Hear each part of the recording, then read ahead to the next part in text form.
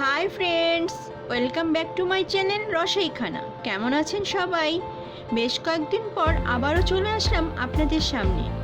আজ আমার চ্যানেল রসাইখানা নিয়ে এসেছে একটি ইয়াম্মি রেসিপি, গাজরের পায়েস। ভিন্ন ধর্মীয় রাজকীয় স্বাদের পায়েস।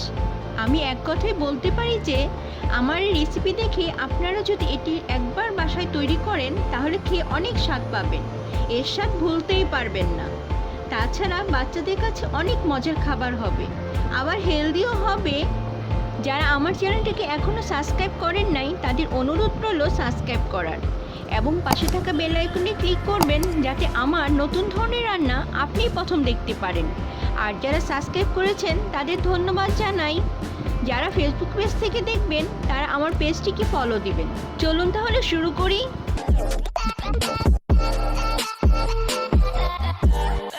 যে জিনিসটা আমার প্রথমে লাগবে তা হলো গাজর।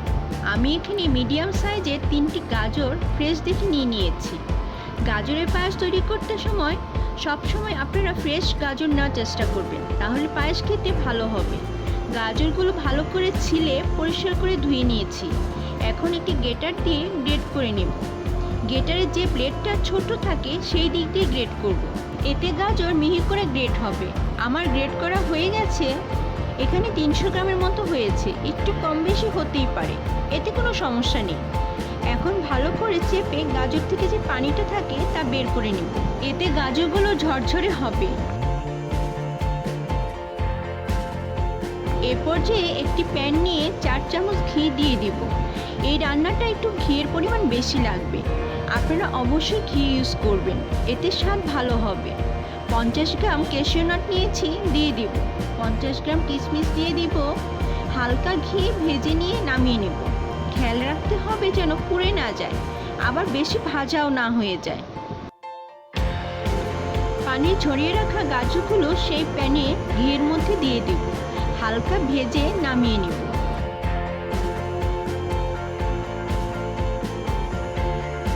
গাজরের কালারটা চেঞ্জ হয়ে এসেছে, বাড়তি যে পানিটা থাকবে সেটিও শুকিয়ে এসেছে।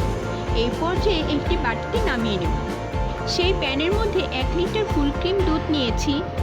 পায়েস তৈরি করতে হলে সবসময় ফুল ক্রিম দুধ ইউজ করবেন, এতে পায়েসের স্বাদ অসাধারণ হবে।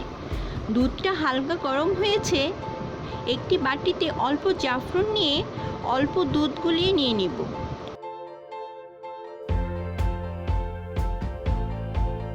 রাখবো এক সাইডে। 1 কাপ ফুল ক্রিম গুঁড়ো দুধ নিয়েছি, অল্প দুধ দিয়ে গুলিয়ে রাখবো। আপনারা যে কোনো ব্র্যান্ডের গুঁড়ো দুধ ইউজ করতে পারেন, আমি এখানে ডানো ফুল ক্রিম দুধ ইউজ করেছি। 3টি এলাচ চিড়ে নিয়েছি, দিয়ে দিব। 1 লিটার দুধ শুকিয়ে হাফ লিটার হয়ে এসেছে। এ পর্যায়ে আমি সব কিছু অ্যাড করব। 1 কাপ চিনি নিয়েছি, দিয়ে দিব।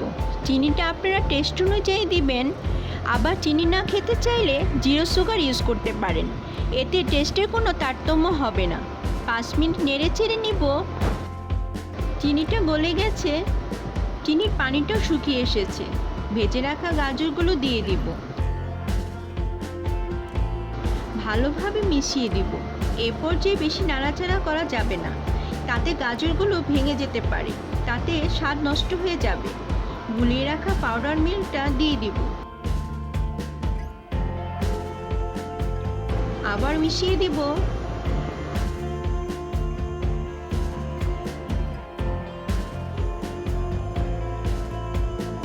জাফরানের গুলানো দুধটা দিয়ে দিব, এতে সুন্দর একটা ফ্লেভার হবে। বেশিক্ষণ নাড়াচাড়া করব না, অল্প নেড়েই নামিয়ে নিব।